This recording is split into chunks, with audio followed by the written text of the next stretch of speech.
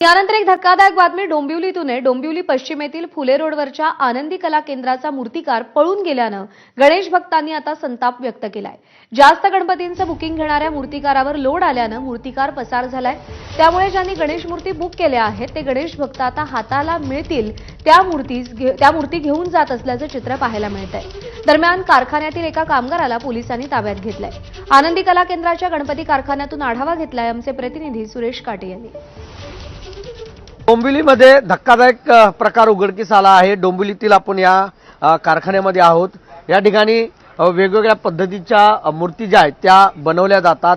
मात्र अचानकच खरं पाहिलं तर उद्या गणपतीची प्राणप्रतिष्ठा होणार आहे।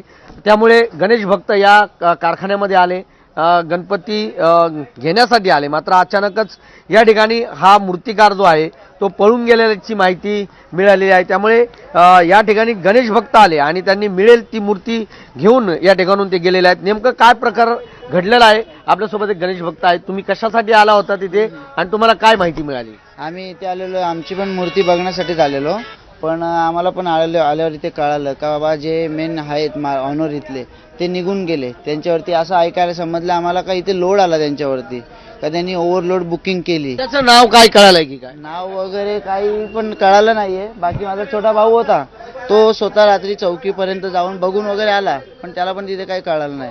ते जे होते कारागार ते पण गेले, कारागीर लोक पळून गेले ते पण। आनंदी कला केंद्र अशा पद्धतीचं हे कला केंद्र आहे। जवळपास इथे 1 फुटाची मूर्ती, जवळ 2 फुटाची मूर्ती अशा पद्धतीच्या मूर्त्या या ठिकाणी बनवल्या जातात आणि अचानकच हा कारखान्यातला मूर्तिकार पळून गेल्यामुळे गणेश भक्तांची धांदल उडाली आहे।